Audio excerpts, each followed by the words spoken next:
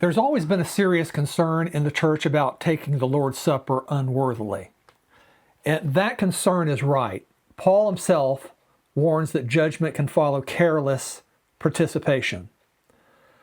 But what often goes unexamined is what worthy and unworthy actually mean. The discussion tends to settle into two familiar options. Either the Eucharist is treated as the literal body and blood of Christ, requiring ritual reverence, or it's reduced to a memorial of a past event, an isolated act to be remembered. Both approaches can miss Paul's deeper point. The issue is not primarily ritual precision or symbolic recollection. It's whether faith is grounded in the revealed fulfillment that the supper proclaims, or whether worldly motives, appetites, and assumptions have quietly become the real reason for participation.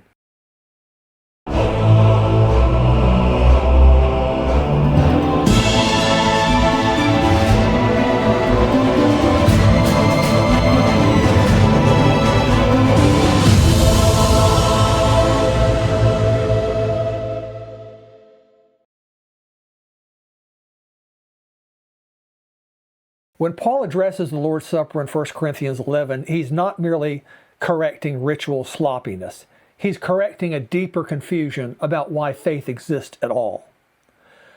The Corinthians turn a prophetic proclamation into an occasion for appetite. And once appetite governs participation, judgment follows. Catholic and much classical patristic interpretation typically treats the passage as instituting the Eucharist as a sacrament, requiring reverence because the communicant truly receives Christ, often framed in terms of real presence. Discerning the body is commonly read as encouraging Christ in the consecrated elements, and sometimes also recognizing the ecclesial body, the church. The abuse at Corinth is therefore seen as profaning a sacred rite through selfish and class division. Many Protestant traditions approach it differently, but still sacramentally. Lutheran and Anglican readings retain strong participation language. Reformed theology often emphasizes real spiritual participation in Christ, treating unworthy reception as covenantal hypocrisy. Evangelical memorialist readings usually see the supper as remembrance, with unworthiness defined as treating the ordinance lightly or disregarding unity within the church. Now, the divergence here lies less in the memorial warning and more in what defines worthiness itself. The controlling issue is epistemic and revelatory. The supper functions as prophetic proclamation. Unworthy participation reflects misaligned grounds for faith. Approaching Christ for worldly reasons, social belonging, emotional reassurance, material benefit, or purely conceptual religion rather than because the messianic prophetic word has been recognized as fulfilled in him. The hunger scenario Paul mentions becomes a concrete example of a deeper theological error, confusing appetite with faith. Now, this framework still includes ethical indicators, but the ethical layer flows out of the epistemic center. The problem begins not with behavior alone, but with what motivates participation in Christ. Now consider how this connects canonically. John 6 provides a direct conceptual parallel. There, people follow Jesus because they ate bread and were filled. Jesus exposes the motive and redirects them toward food that endures. The issue is not bread itself, but the reason they seek him. Appetite has replaced revelation. That same inversion appears at Corinth. They approach the bread sign with bread reasons. Prophetic act that proclaims Christ becomes an occasion for satisfying appetite, whether physical appetite, social appetite, or religious appetite. Isaiah 53 underlines Paul's language about the body being broken. This is not simply physical description.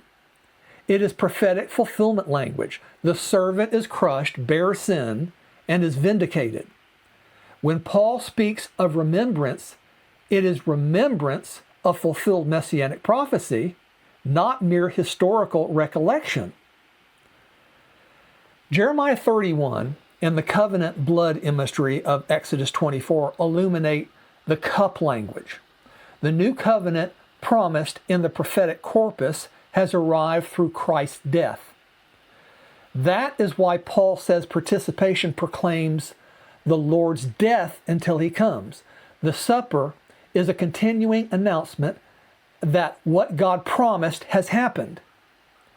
Against that background, the Corinthian disorder becomes more than poor etiquette. Their conduct contradicts the covenant they proclaim. The sign declares unity in Christ's fulfilled work. Their behavior reenacts worldly hierarchy and appetite. That contradiction is what makes unworthy participation spiritually dangerous. Now, the phrase concerning the body therefore involves recognizing Christ as the embodied fulfillment of the prophetic word. Participation becomes prophetic proclamation rather than ritual consumption. Now, with that foundation established, the teaching itself becomes clear here. Paul says, as often as you eat this bread and drink this cup, you proclaim the Lord's death until he comes. That is prophetic language again. The supper is not primarily ritual remembrance, it's proclamation of fulfilled revelation. The church repeatedly declares that what the prophetic word foretold has occurred in Christ. When Jesus says, "This is my body broken for you," the language is prophetic again. Broken corresponds to the suffering servant trajectory in Isaiah. And remembrance is not nostalgia, it's active recall of fulfilled messianic revelation as the ground of faith. That explains Paul's severe warning about unworthy participation. The issue is not generic moral imperfection. It is misalignment with the proclamation itself. If Christ is approached for the wrong reasons, the act contradicts its own message. The sign of truth is consumed while the truth itself is ignored. That's why Paul insists on self-examination. The examination concerns motive. Is faith grounded in the recognized fulfillment of the prophetic word, or is it grounded in something imported from the word?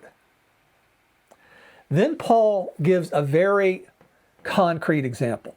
Some arrive hungry. They rush ahead. They do not wait. And Paul's instruction is strikingly blunt. If anyone is hungry, eat at home. Physical appetite belongs outside the assembly. The gathering exists for proclamation, not consumption. This echoes John 6 directly. The crowd sought bread. Jesus offered truth. The Corinthians bring appetite to the supper. Paul redirects them toward revelation. Appetite must not govern faith. And that leads to the pastoral edge of the passage. This is not Paul demanding moral perfection for participation. It's Paul insisting that Christ is not approached for worldly reasons. Faith grounded in appetite, whether physical, social, psychological, or conceptual, cannot rightly participate in the prophetic proclamation of Christ. The Lord's Supper becomes, in this case, a test of faith's foundation. It asks one question: why are you here? Because of bread? Because of belonging? Because of comfort? Or because the oracular word concerning the Messiah has been fulfilled and recognized as such and known by you as such? This is why the supper carries both proclamation and warning. It declares fulfilled prophecy, and it exposes false grounds for faith at the same time. And Paul's closing line remains one of the most sobering in the New Testament. If hunger is the motive, eat at home. Because the assembly is not where appetite is satisfied. It's where revelation is received, proclaimed, and lived. So here's the upshot. The real danger Paul identifies is not simply mishandling bread and wine. It's misidentifying the very ground of faith. When the Lord's Supper becomes either a sacred object to revere or a nostalgic memorial of an isolated past act, its proclamation quietly fades.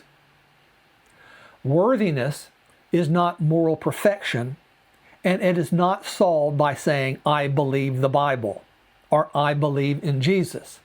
That statement can hide all kinds of foundations: upbringing, church culture, emotional reassurance, intellectual agreement, even simple habit. Paul is pressing deeper than any of that.